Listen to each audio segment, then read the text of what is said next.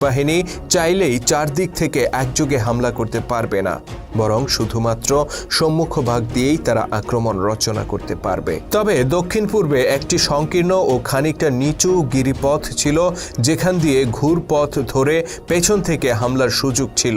তাই রাসূল সাল্লাল্লাহু আলাইহি সাল্লাম সেখানে আউস গোত্রের আব্দুল্লাহ ইবনে জুবায়ের আনসারীর নেতৃত্বে 50 জনের একটি তীরন্দাজ দলকে নিযুক্ত করেন, যা বর্তমানে জাবালুর রুমাত বা তীরন্দাজদের পাহাড় নামে পরিচিত।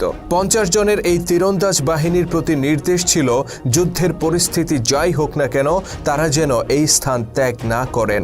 রাসূল সাল্লাল্লাহু আলাইহি সাল্লাম তাদেরকে বলেন, এমনকি তোমরা যদি দেখো আমাদের মৃত লাশে পক্ষীকোল ছো মারছে, তথাপি আমি তোমাদের কাছে কাউকে না পাঠানো পর্যন্ত তোমরা ওই স্থান ছেড়ে আসবে না। যদি তোমরা দেখো আমরা তাদেরকে পরাজিত করেছি এবং তাদেরকে পদদলিত করেছি, তথাপি তোমরা ওই স্থান ছেড়ে আসবে না যতক্ষণ না আমি তোমাদের কাছে কাউকে না পাঠাই। রসুলের এই বক্তব্য থেকেই উপলব্ধি করা যায় উহুদের যুদ্ধে জাবালুর রুমাত কৌশলগতভাবে মুসলিমদের জন্য কতটা গুরুত্বপূর্ণ ছিল।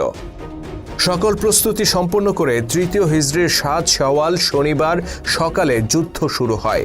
রীতি অনুযায়ী কুরাইশ বাহিনীর পতাকাবাহী এবং তাদের সেরা বীরদের অন্যতম তালহা ইবনে আবু তালহা এগিয়ে আসে এবং দ্বৈত যুদ্ধের আহ্বান জানায়। মুসলিম বাহিনীর বামবাহুর প্রধান জুবায়ের ইবনে আওয়াম রাদিয়াল্লাহু তাআলা আনহু তার চ্যালেঞ্জ গ্রহণ করে এগিয়ে যান এবং সিংহের ন্যায় তাকে হত্যা করেন।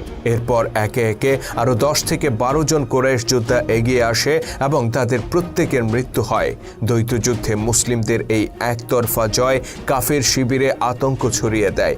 অন্যদিকে রাসূল সাল্লাল্লাহু আলাইহি সাল্লাম ও তার সাহাবীরা তাকবীর ধ্বনি দিয়ে বিজয় উদযাপন করতে থাকেন।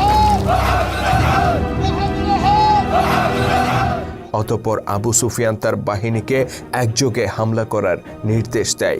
3000 মুশরিক পঙ্গপালের মতো ছুটে আসতে থাকে, তবে তাদের এই সর্বাত্মক হামলা সফলতার সাথে রুখে দেয় মুসলিম বাহিনী। প্রথমত মুসলিম তীরন্দাজদের নিক্ষেপিত তীর জীবন কেড়ে নেয় সম্মুখ সারির কুরাইশদের।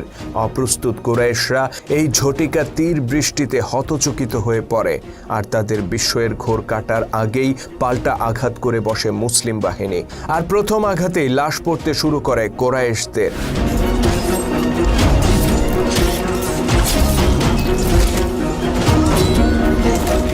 অগত্যা পালাতে শুরু করে মুশরিক বাহিনী।